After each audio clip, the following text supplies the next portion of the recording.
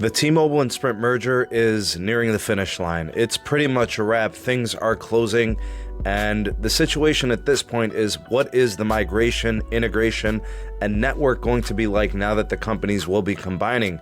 From the consumer side, it's really about one thing. How is my device going to work on this new network? Do I have everything I need to be connected properly and take advantage of the synergies between the network? We're going to cover that in today's video. All that starts now.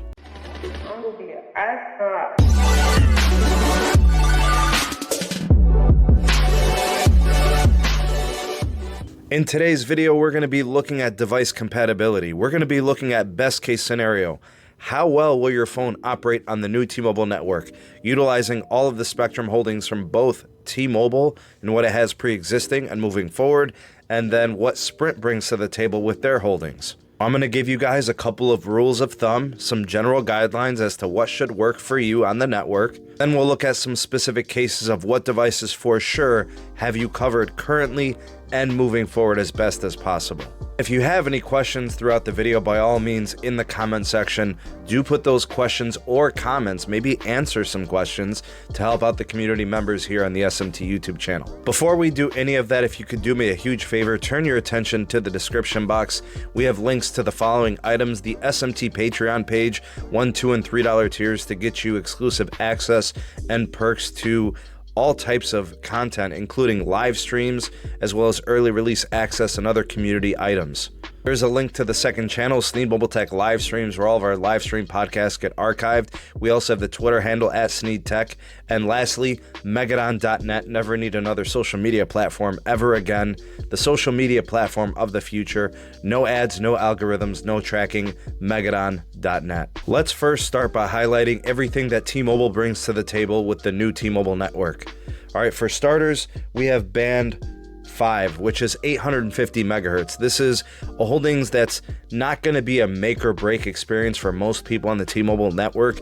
In fact, I don't really see it connecting in my case, but it is something that they do have. The other more important bands that they have in the low band segment, the first one is band 12. This is their 700 megahertz holdings. They usually don't have a lot of it, but they do have it nationally. At times you'll see that a lot of people connect to it, but it is a very congested band, but it is something you'll want to have. The other piece, and this is the bigger piece, is band 71. This is their 600 megahertz holdings. This is going to be the future of their network when it comes to low band compatibility, and it's what you see a lot of people making noise about, including T-Mobile. Next is band 2, which is their 1900 megahertz, and this one's a big deal because this does a lot of heavy lifting on the T-Mobile network. Then we have band 4, which includes 1700 and also the 2100 megahertz holdings, and this does implicate band 66 because it is a superset of that band. And for those of you that know what this is the AWS spectrum. This is really critical for dealing with congestion issues that we see throughout the nation in larger markets. T-Mobile really relies heavily upon these types of spectrum. All of that summarizes the LTE stuff that T-Mobile is currently doing. I'll just quickly go over the NR that they have in terms of millimeter wave.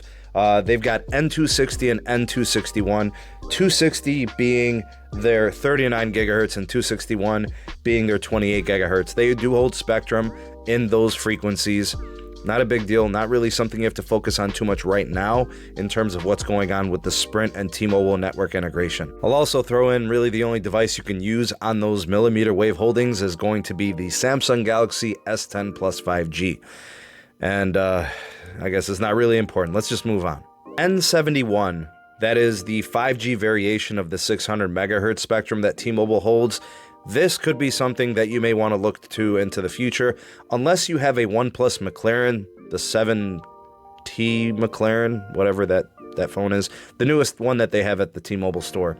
All right, that one, as well as the Note 10 Plus 5G, and one more, and the S20 line. Those will have access to band 71 in the NR or the 5G variation.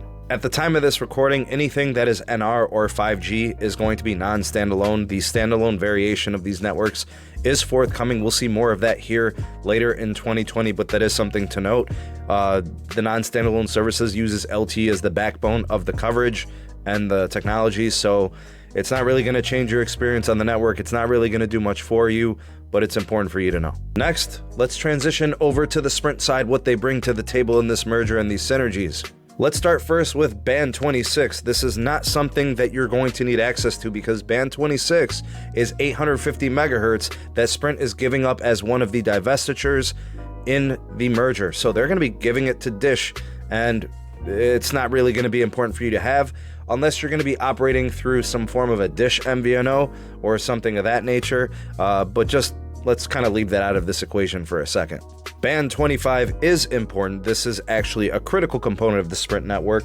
It is 1900 megahertz spectrum, and it is a superset of band 2. I think it also includes block G. It is a really, really important band for Sprint. It does a lot of the upload speed that a lot of customers experience on the Sprint network.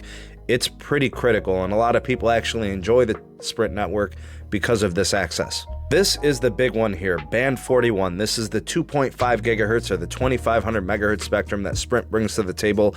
It's really the driving force behind kind of why T-Mobile wanted this merger to begin with. It's what's considered to be 5G gold.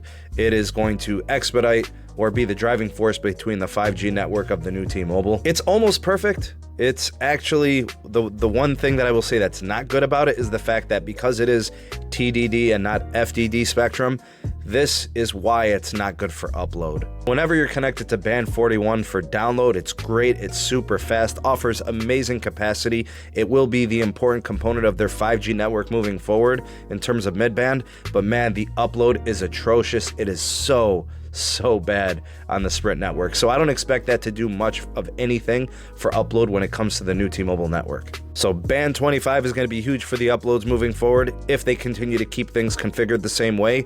The band 41 will be huge for the download piece, especially on the 5G side. A lot to get excited for with what Sprint brings to the table. About 160 megahertz of band 41 nationwide, which could all be utilized for 5G NR. You've watched up to this point, but now you really need to know something, and that's which phones are going to be fully compatible or mostly usable on the new T-Mobile network. So let's go through some of the basic guidelines and the phones that should have you covered. Let's start with Samsung. The first device I'll name is the S8 Active. You should have full coverage there. You're going to be getting Band 71 support. I believe that was one of the first Samsung Galaxy devices to offer it. So if you've got that one, you're covered. You should have full compatibility from the Sprint and the T-Mobile side. Otherwise, you'll need an S9 or newer, and that should keep you covered from the S line. From the Note series, you're going to have a Note 9 or newer. So that would be a Note 9, a Note 10, a Note 10 Plus, a Note 10 Plus 5G, and the up-and-coming Note 20, if that's what they're going to be calling it here in 2020. Those are the flagships I can speak to for Samsung. You're going to have to check your specifications if you have any type of Galaxy A devices or anything like that. Check out the box or go on to a website and find the specifications and see if you've got Band 71 support for T-Mobile, all the Band 41 stuff from Sprint. Let's talk about the best-selling phones in the US and pretty much mostly North America. Let's talk about the Apple iPhones. You're going to need a 10R or newer. You are going to need a 10S or newer. The max variations work just fine. For the most part, any iPhone model year 2018 or newer should have you covered with all the bands that you require. For the Google phone devices, the Pixel line, you're going to need a Google Pixel 3 or newer, and that does include the XL variations, the 4, the 4XL, as well as the 3A and the 3A XL. You're covered. Anything older than that, you're going to be missing Band 71 support, for just be mindful of that. From the LG side, it looks like you are going to need an LG V50 or newer. I do hear some people reporting that the LG V40 does have Band 71 support. I don't know if that's the case specifically if you bought your V40 from Sprint.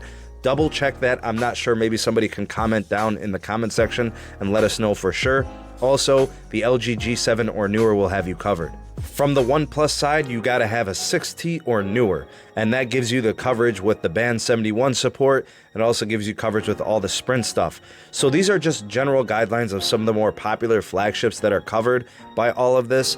Again, I encourage you to check out the specifications of your specific model, but by a general guideline, 2018 and newer should have you covered. Just be mindful that sometimes there are some chipsets and modems that are on mid-range and entry levels that don't have the same LTE compatibility, so you got to check out the box for that. If you are a Sprint migrator, just make sure that whatever phone you end up buying or the phone that you're using has Band 71 support, because that's going to be the new addition to your experience.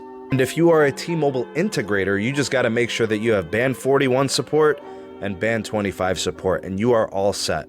I just want to add this one last thing. If you don't have these devices and your devices are considered legacy devices, it just means that you might be missing a band or two or possibly three. Your phone could still work potentially on the network, but you wouldn't have full band access. And I'm going to tell you guys why that's not a good thing. Having access to band 71 support could be the difference between you having a signal and not having a signal, because it is their most important low band.